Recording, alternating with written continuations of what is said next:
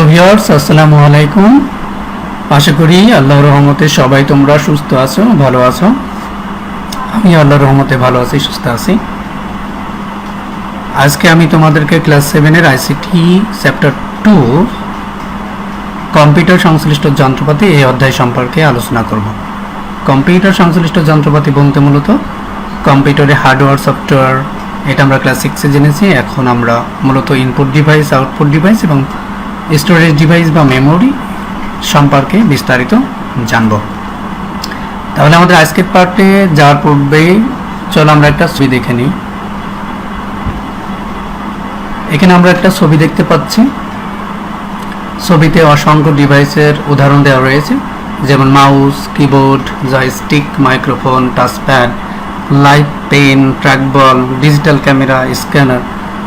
তোমরা কি বলতে পারবে আসলে এই ডিভাইসগুলো কি ধরনের ডিভাইস? আমি একটি হিন্টস দিচ্ছি। এই ডিভাইসগুলোর মাধ্যমে আমরা কম্পিউটারে তথ্য প্রবেশ করাই বা নির্দেশনা প্রদান করি এই ডিভাইসগুলোর মাধ্যমে। অর্থাৎ যেমন কিবোর্ডের মাধ্যমে আমরা লেখালেখি করি, তাই না? আবার ডিজিটাল ক্যামেরা, এর মাধ্যমে আমরা ছবি তুলি, মাইক্রোফোন, শব্দ রেকর্ড করি।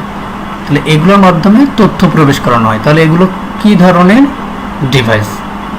তাহলে আমরা চলো জেনে নিই। তাহলে আমাদের আজকের পার্ট হচ্ছে ইনপুট ডিভাইস। ইনপুট ডিভাইস কি আমরা আসলে সবাই জানি যে ইনপুট ডিভাইসের মাধ্যমে আমরা তথ্য প্রবেশ করাই কম্পিউটার বা নির্দেশনা, বিভিন্ন ধরনের নির্দেশনা প্রদান করি। তাহলে আজকের পার্টের বিষয়বস্তু হচ্ছে আমরা ইনপুট ডিভাইস। তাহলে আমরা ইনপুট ডিভাইস সম্পর্কে আজকের পার্টে বিস্তারিত জানব। তাহলে আমাদের এই ইনপুট ডিভাইসের আজকের যে পার্ট, এই পার্ট শেষে আমরা ইনপুট ডিভাইস কি তা ব্যাখ্যা করতে পারবো। বিভিন্ন ধরনের ইনপুট ডিভাইস সম্পর্কে বিস্তারিত ধারণা লাভ করতে পারবো। বিভিন্ন ধরনের ইনপুট ডিভাইস সম্পর্কে বিস্তারিত ধারণা লাভ করতে পারবো, কিন্তু এখানে আমরা মূলত 3টি ইনপুট ডিভাইসের আজকের পার্টে 3টি ইনপুট ডিভাইস সম্পর্কে ধারণা লাভ করতে পারবো। পরবর্তী ক্লাসে অন্যান্য ইনপুট ডিভাইস সম্পর্কে আমি আলোচনা করব। ইনপুট ডিভাইস, তাই না? এখানে আমরা 12টি ইনপুট ডিভাইস দেখতে পাচ্ছি।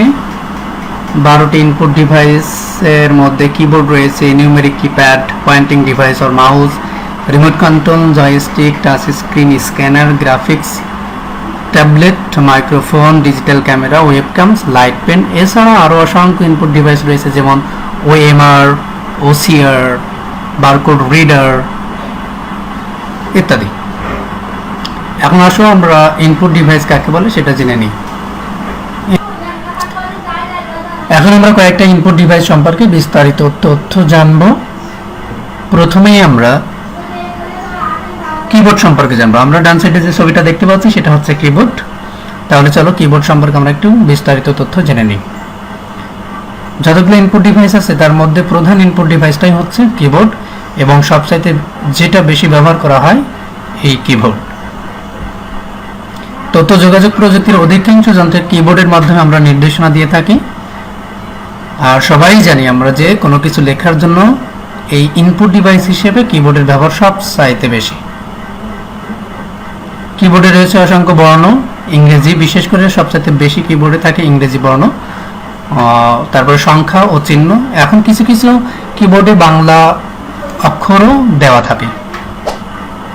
আধুনিক কম্পিউটারে কিবোর্ডের ধারণা এসেছে মূলত টাইপরাইটার থেকে, অর্থাৎ কিবোর্ডের পূর্বে টাইপরাইটারের মাধ্যমে সমস্ত লেখালেখির কাজটা সম্পন্ন করা হতো, আর এখন কিবোর্ড আবিষ্কার হওয়ার ফলে লেখালেখির কাজটা খুব সহজ হয়ে গেছে। কিবোর্ডে সাধারণত 12টি ফাংশন কি থাকে। শুধু ফাংশন কি না, অসংখ্য আরও অনেক ধরনের কি রয়েছে। ফাংশন কি, মডিফায়ার কি, তারপরে হচ্ছে নিউমেরিক্যাল কি। কম্পিউটারের উপরের দিকে আমরা যদি তাকাই তাহলে দেখব যে F1 থেকে শুরু করে F12 পর্যন্ত কয়েকটা কি রয়েছে, অর্থাৎ F দ্বারা ফাংশন বোঝায়। তার মানে F1 থেকে F12 পর্যন্ত এই 12টি যে কি রয়েছে, এই কিগুলোকে আমরা মূলত ফাংশন কি বলে থাকি। আর আমরা প্রথমেই জানলাম যে প্রধান ইনপুট ডিভাইস হচ্ছে কিবোর্ড। কেন এটাকে প্রধান ইনপুট ডিভাইস বলা হয়? মূলত কিবোর্ডের মাধ্যমে যে সকল কাজ করা যাবে, কিন্তু অন্যান্য ইনপুট যন্ত্র দিয়ে সেই কাজগুলো করা যাবে না। এই কারণেই কিবোর্ডকে প্রধান ইনপুট ডিভাইস বলা হয়ে থাকে। এবার আসো আমরা আরেকটা ইনপুট ডিভাইস সম্পর্কে জানি। আমরা ডান সাইডে একটা পিকচার দেখতে পাচ্ছি, আমরা সবাই জানি এটা কি, এটা হচ্ছে একটা মাউস। আর মাউস নামকরণ কেন করা হয়েছে আমরা সেটাও জানি, যে মাউস নামকরণ করা হয়েছে মূলত এটি দেখতে ইঁদুরের মতো, তাই সবচেয়ে জনপ্রিয় ইনপুট ডিভাইস হচ্ছে এই মাউস, আর সবচাইতে প্রধান ইনপুট ডিভাইস হচ্ছে কিবোর্ড। তার মানে এখানে আমাদের সবচেয়ে গুরুত্বপূর্ণ বিষয় হচ্ছে জনপ্রিয় ইনপুট ডিভাইস যদি বলে তাহলে আমাকে উত্তর দিতে হবে মাউস, আর প্রধান ইনপুট ডিভাইস কোনটা যদি প্রশ্ন হয় তাহলে আমাকে উত্তর দিতে হবে কিবোর্ড। এই কথাটা আমরা একটু খেয়াল করে মনে রাখার চেষ্টা করব। মাউসটাকে আবার পয়েন্টিং ডিভাইসও বলা হয়ে থাকে। মাউসের সাধারণত দুইটি বাটন থাকে, একটা বাম এবং ডান, এবং একটি চাকা থাকে, অর্থাৎ একটি স্ক্রোল চক্র থাকে। সাধারণ ব্যবহারকারীগণ স্ট্যান্ডার্ড মাউস ব্যবহার করা হয়। বর্তমানে পৃথিবীতে অনেক ধরনের মাউসই প্রচলিত আছে, তার মধ্যে সাধারণ ব্যবহারকারীগণ এই স্ট্যান্ডার্ড মাউস ব্যবহার করে থাকে। আর চিত্রভিত্তিক অপারেটিং সিস্টেমে মাউসের ব্যবহার সবচেয়ে বেশি হয়। আর যারা ল্যাপটপ ব্যবহার করে তারা কিন্তু মাউসের পরিবর্তে একটা জিনিস ব্যবহার করে, তোমরা কি জানো সেটা কি? হ্যাঁ, যাদের ল্যাপটপ আছে তারা সবাই জানে যে আমরা ল্যাপটপের মাধ্যমে মাউস ব্যবহার না করে টাচপ্যাড ব্যবহার করে থাকি, অর্থাৎ ল্যাপটপ কম্পিউটারে মাউসের পরিবর্তে টাচপ্যাড দিয়ে মাউসের কাজগুলো সম্পন্ন করা হয়। আর আমি আগেই বললাম যে মাউসের সাধারণত দুইটি বাটন থাকে, এর মধ্যে একটা বাম বাটন আর একটা ডান বাটন। তাহলে তোমরা কি জানো বাম বাটনের কাজ কি অথবা ডান বাটনের কাজ কি? তাহলে জেনে নাও। বাম বাটন দিয়ে মূলত ফাইল নির্বাচন করা হয়, আর ডান বাটন দিয়ে বিভিন্ন অপশনে যাওয়া হয়। আর যে চাকার কথা বললাম সেই চাকা দ্বারা কি কাজ করা হয়? মাউসের যে চাকা আছে বা স্ক্রল চক্র আছে সেটা দিয়ে স্ক্রিনের যে ডকুমেন্টে থাকে সেই ডকুমেন্টের উপরে নিয়ে যাওয়া যায় বা নিচে যাওয়া যায়, ডকুমেন্টের উপরে যাওয়া যায়, নিচে যাওয়া যায়, এভাবে উপর নিচ করা যায় এই স্ক্রল বা চাকার মাধ্যমে। নেক্সট আমরা আরেকটা ইনপুট ডিভাইস সম্পর্কে জানবো। আমরা অবশ্যই দেখতে পাচ্ছি যে কি এই ধরনের ইনপুট, এটা হ্যাঁ এটা হচ্ছে একটা মাইক্রোফোন। তাহলে আমরা এখন মাইক্রোফোন কি কাজে সবচেয়ে বেশি ব্যবহার করা হয়? রেকর্ডিং এর কাজে সবচেয়ে মাইক্রোফোন বেশি ব্যবহার করা হয়। তাছাড়া মাইক্রোফোন ব্যবহার করে আমরা কথা, গান বা যে কোনো ধরনের শব্দ কম্পিউটারে প্রবেশ করাতে পারি। মূলত সবচেয়ে বেশি এই মাইক্রোফোন ব্যবহার করা হয় শব্দ রেকর্ডিং করার কাজে। এছাড়া ভিডিও কনফারেন্সিং এর ক্ষেত্রে কারোর সাথে কথা বলার জন্য সবচাইতে আবার এটি ব্যবহার করা হয়। কথা বলা ছাড়াও মাইক্রোফোন দিয়ে আমরা ভয়েস রিকগনিশনের কাজও করতে পারি। এই ছিল মূলত আমাদের এই তিনটি ইনপুট ডিভাইসের সংক্ষিপ্ত বর্ণনা। আমরা সবাই এই ইনপুট ডিভাইসগুলো সম্পর্কে ভালোভাবে ধারণা নিব। আর যদি কোনো সমস্যা থাকে আমাকে ফোন দিও, আমি সমস্যার সমাধান করে দেওয়ার চেষ্টা করব।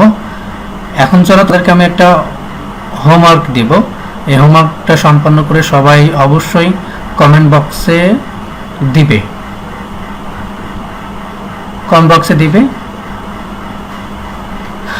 কিবোর্ডকে প্রধান ইনপুট ডিভাইস বলা হয় কেন ব্যাখ্যা করো। আর একটা হোমওয়ার্ক হচ্ছে ইনপুট ডিভাইস কাকে বলে, তিনটি ইনপুট ডিভাইসের সংক্ষিপ্ত বর্ণনা দাও। কেউ যদি চিত্র সহকারে এই ইনপুট ডিভাইসগুলোর বর্ণনা দিতে পারে তাহলে সবচাইতে ভালো হবে। আর যদি কেউ চিত্র আঁকাতে না পারে সেক্ষেত্রে শুধু সংক্ষিপ্ত বর্ণনা দিলেই হবে। আর এই দুটো কাজ তোমরা অবশ্যই খাতায় করে কমেন্টের মাধ্যমে আমাকে জানিয়ে দিবে। আমি অবশ্যই এটা দেখে দেব যে কে কে হোমওয়ার্ক করেছে।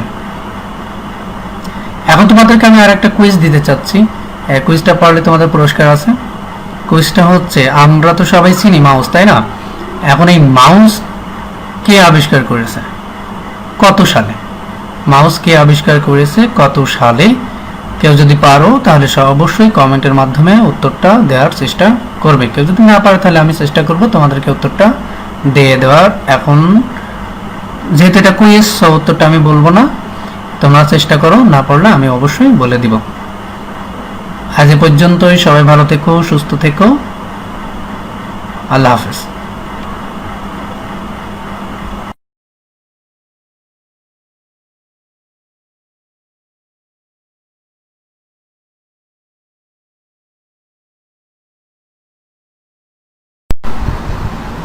হ্যালো মাই ডিয়ার স্টুডেন্টস, আসসালামু আলাইকুম।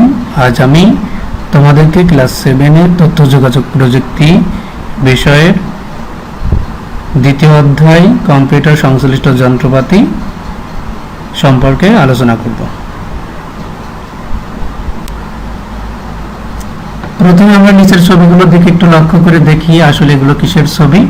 প্রথমে আমরা দেখতে পাচ্ছি ডিজিটাল ক্যামেরা, দ্বিতীয়তে ওএমআর মেশিন, তৃতীয়তে স্ক্যানার, চতুর্থ দেখতে পাচ্ছি আমরা এখানে একটা ওয়েবক্যাম, এবং সর্বশেষ সবাই এটা আমরা চিনি যেহেতু আমরা সবাই গেম খেলতে পছন্দ করি, এটা হচ্ছে জয়স্টিক। তাহলে আমরা কি বলতে পারবো এগুলো আসলে কি ধরনের ডিভাইস, ইনপুট না আউটপুট ডিভাইস? এগুলোর মাধ্যমে আসলে আমরা কম্পিউটারে তথ্য প্রবেশ করাই। তাহলে কি আমরা বলতে পারবো এগুলো আসলে কি ধরনের ডিভাইস? হ্যাঁ, আসলে আমরা সবাই পারবো এগুলো কি ধরনের ডিভাইস। এগুলোকে আসলে বলা হয় ইনপুট ডিভাইস। তাহলে আমাদের আজকের পাঠের মূল বিষয় হচ্ছে ইনপুট ডিভাইস পার্ট 2। কারণ আমরা আগের ক্লাসে ইনপুট ডিভাইস সম্পর্কে জেনেছিলাম, আজকে আমরা ইনপুট ডিভাইসের পার্ট 2 সম্পর্কে জানব। তাহলে শুরুতেই আমরা আজকের পাঠের শিক্ষণফলটা জেনে নিই। আজকের পাঠ শেষে আমরা কয়েকটি ইনপুট ডিভাইস সম্পর্কে জানতে পারবো। তার মধ্যে রয়েছে ডিজিটাল ক্যামেরা, স্ক্যানার, ওয়েবক্যাম এবং ওএমআর।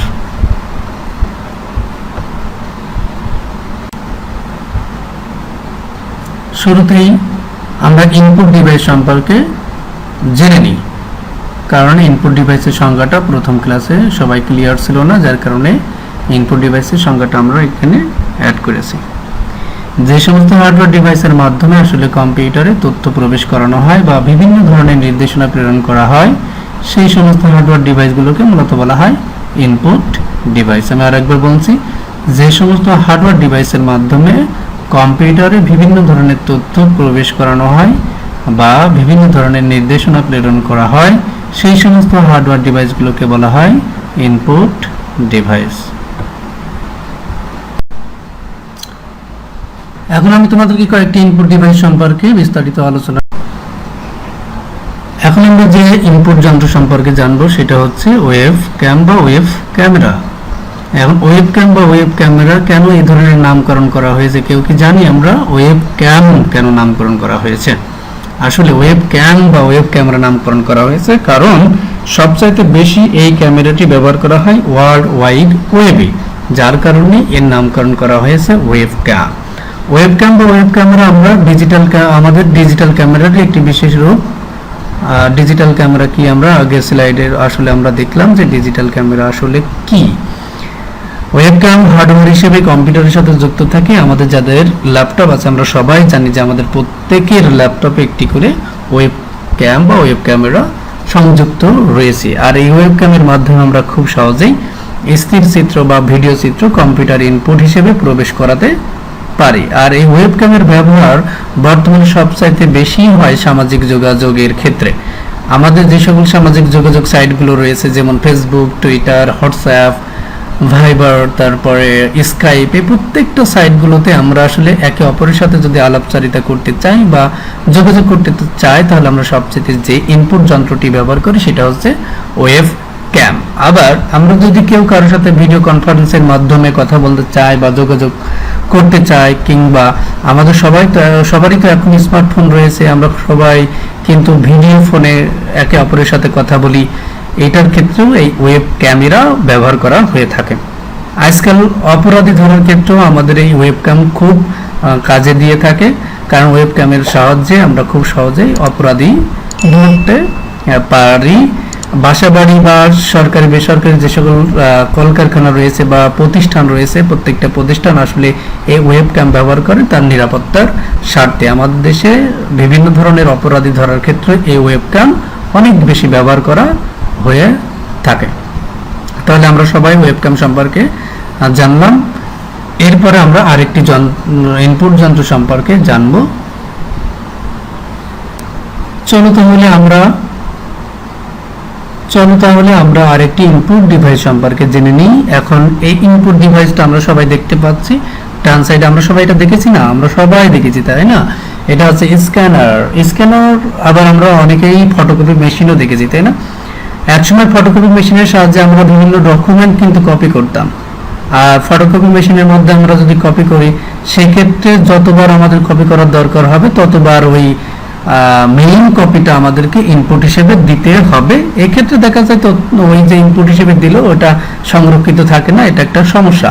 আর এই সমস্যার সমাধানের জন্য যে যন্ত্রটা মূলত আমাদের খুব সুবিধা দিয়েছে সেটা হচ্ছে স্ক্যানার। এই স্ক্যানারের সাহায্যে আমরা যে তথ্যটা ইনপুট হিসেবে প্রবেশ করাই সেটা কপি করে কম্পিউটারে প্রবেশ করানো হয় এবং সেটা খুব সহজেই আমরা ফোল্ডার করে রেখে দিতে পারি। আর একবার যদি এটা কপি করে রাখি তাহলে সেখান থেকে আমরা হাজার হাজার কপি পরবর্তীতে বের করতে পারবো খুব সহজে।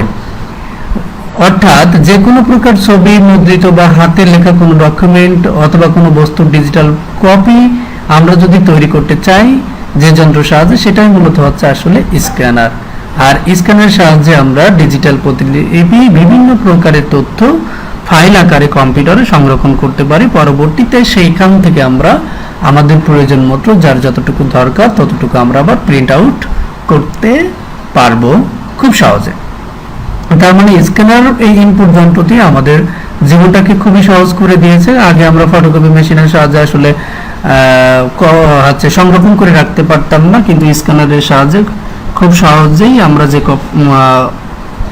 জিনিসটা কপি করি সেটা খুব সহজেই ফাইল আকারে সংরক্ষণ করতে পারি। যখন প্রয়োজন হবে পরবর্তীতে আমরা সেখান থেকে সেটা নিয়ে আবার কপি করতে পারবো, অর্থাৎ প্রিন্ট আউট করতে পারবো। আমরা এখানে একটা ওএমআর মেশিন দেখতে পাচ্ছি, একটি নয় দুইটি ওএমআর মেশিন দেখতে পাচ্ছি।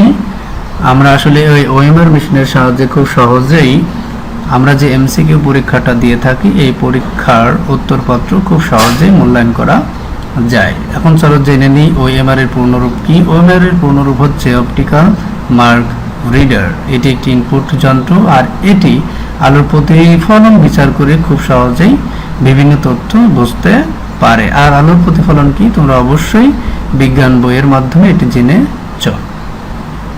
ওএমআর মেশিনটা আসলে স্ক্যানার আমরা যে আগে জানলাম সেই স্ক্যানারের মতোই কাজটা করে থাকে। বিশেষভাবে তৈরি করা কিছু দাগ বা চিহ্ন ওএমআর খুব সহজেই পড়তে পারে। তবে ওএমআর এর পেন্সিলের দাগ পড়তে একটু সমস্যা হয়, যার কারণে আমরা এমসিকিউ পরীক্ষার ক্ষেত্রে বৃত্ত ভরাটের কাজে কালো কালির বল পেন আমরা ব্যবহার করে থাকি, নট পেন্সিল। বর্তমানে এটি অনেকের কাছে খুবই পরিচিত, বিশেষ করে আগেই বললাম যে বহু নির্বাচনী বা এমসিকিউ প্রশ্নের উত্তরপত্র মূল্যায়নের ক্ষেত্রে সবচাইতে বেশি এটা ব্যবহার করা হয়। আগে তো আমরা হাতে কলমে আসলে ওএমআর শিট বা এমসিকিউ যে প্রশ্নটা আমরা দেখতাম, কিন্তু সেটাই আমাদের অনেক সময় লাগতো। আর এখন এই ওএমআর মেশিনের কারণে অনেক হাজার হাজার কপি আমরা খুব দ্রুত দেখতে পারি এই ওএমআর মেশিনের সাহায্যে। ওএমআর মেশিন কিভাবে আসলে প্রশ্নপত্রটি দেখে থাকে তোমরা কি কেউ জানো? আসলে প্রথমেই কম্পিউটারে সঠিক উত্তরটার অবস্থান দেওয়া থাকে, তারপরে কম্পিউটারের সাথে ওএমআর মেশিন সংযুক্ত করে আমরা ওএমআর মেশিনের মাধ্যমে এই উত্তরপত্রটা দেখে থাকি। আর তোমরা সবাই তো জানো যে সঠিক বৃত্ত ভরাট করলে নম্বর পাওয়া যায়, আর কেউ যদি ভুল বৃত্তটা ভরাট করে কেউ নম্বর পায় না। সঠিক উত্তর সহ একের অধিক বৃত্ত যদি কেউ ভরাট করে সেক্ষেত্রে নাম্বার পাওয়া যায় না। এর মাধ্যমে কম সময়ে অনেক উত্তরপত্র মূল্যায়ন করা যায়। আর মূল্যায়নের তার মানে আমরা যদি এই মেশিনের সাহায্যে করি সেক্ষেত্রে কিন্তু ভুল হওয়ার সম্ভাবনা অনেক কম থাকে এবং কারো প্রতি পক্ষপাতিত্ব হওয়ার সম্ভাবনা থাকে না। তার কারণে শিক্ষাক্ষেত্রে সবচাইতে বেশি শিক্ষাক্ষেত্রে সবচাইতে জনপ্রিয় একটি ইনপুট যন্ত্র হিসেবে ওএমআর আজকাল ব্যবহার করা হয়। এটা আমাদেরকে সময় অনেক বাঁচিয়ে দেয়, কারণ হাতে কলমে আমরা যদি দেখতে চাই কোনো প্রশ্ন তাহলে সেক্ষেত্রে আমাদের অনেক বেশি সময় লেগে যায়। আর এই ওএমআর যন্ত্রের সাহায্যে আমরা যদি এই খাতাটা বা এমসিকিউ শিটটা দেখি তাহলে আমাদের খুব দ্রুততার সহিত এই উত্তরপত্রটা মূল্যায়ন করতে আমরা পারি। এখন তোমাদের যে হোমওয়ার্কটা থাকবে সবাই মনোযোগ দিয়ে শুনে নাও। তোমাদের হোমওয়ার্ক থাকবে মূলত ইনপুট ডিভাইসের সম্পূর্ণটি, অর্থাৎ প্রথম ক্লাস আর দ্বিতীয় ক্লাসে ইনপুট ডিভাইস সম্পর্কে যতটুকু আমি তোমাদেরকে পড়িয়েছি সম্পূর্ণটাই তোমাদের হোমওয়ার্ক থাকবে। আমি এটার উপর একটা পরীক্ষা নিব এমসিকিউ টাইপের, অর্থাৎ জ্ঞানমূলক প্রশ্ন যেখানে কোনো অপশন থাকবে না, এক কথায় উত্তর দিতে হবে।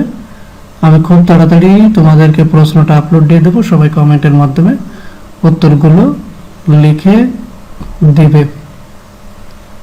আজ এ পর্যন্তই, সবাই ভালো থেকো, সুস্থ থেকো, আল্লাহ হাফেজ।